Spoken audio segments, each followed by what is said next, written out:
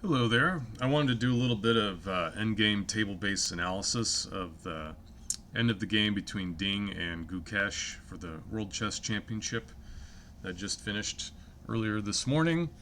And of course, spoiler alert, Gukesh ends up being the winner because of this Ding blunder of rook to f2, which allows the rooks to be traded off, allows the bishops to be forcibly traded off, and then puts black Gukesh in a winning king and pawn endgame, which, depending on the tempo, this can be a draw, but the way it happens to sort out ends up being a win for black, because black is able to get the opposition against the white king. So that's what actually happened in the game. But I was really curious whether this was a fortress position, and I believe it is.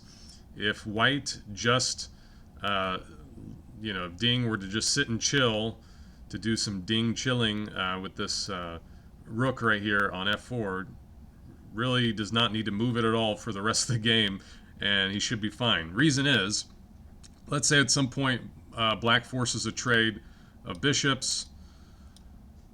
This is theoretical draw, okay? This endgame. So that doesn't really help black. Uh, if white had to make a move, here's what I would suggest. Bring the bishop back here, shuffle the bishop between these two squares, shuffle the king between these two squares, you're good to go. Okay, and even if you give black all the time in the world, some commentators were thinking, well, what if black, let's just put some token moves in. Give black some time to get the bishop here, for example. Does that create problems? Answer is no. You just trade, and this is a theoretical draw because the white rook takes this pawn, and black will, needless to say, have difficulty pushing this pawn when white has a passed pawn of its own. Even though the black pawn is a little bit more advanced, it's still a theoretical draw. It might be might be slightly uncomfortable to play precise moves at this point, but it is a theoretical draw. So no need to fear this trade. So even if the black bishop gets to this square, it's not an issue.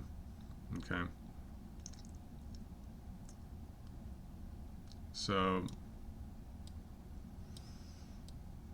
and of course, black's rooks can, deliver checks. Doesn't really matter.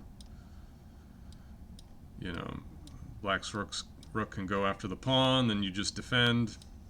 Doesn't change anything.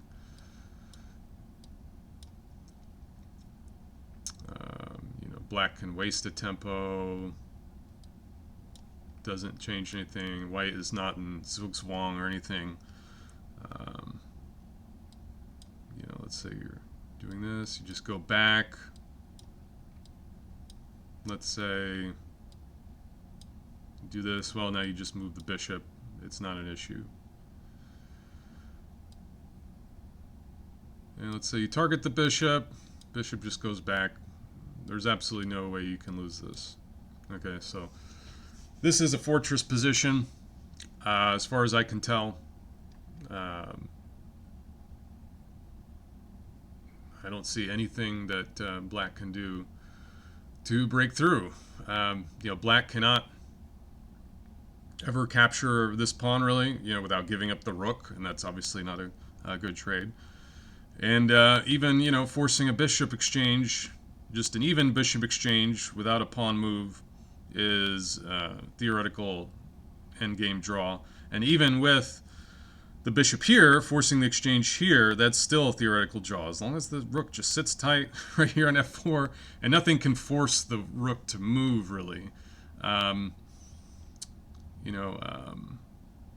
example, let's say somehow the king were to, to end up over here, and you have this situation. Well, now I believe it's safe to take that, and yeah, that's a draw. So, you can't really force the white rook to move. If you directly, even with protection, target it, it can just snap off the other enemy rook. That's nothing to worry about either.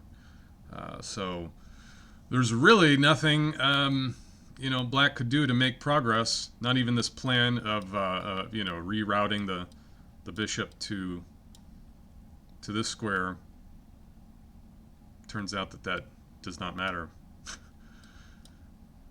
So there's nothing to be afraid of. Ding just had to chill a little longer, have a little more patience, and pretty simple plan for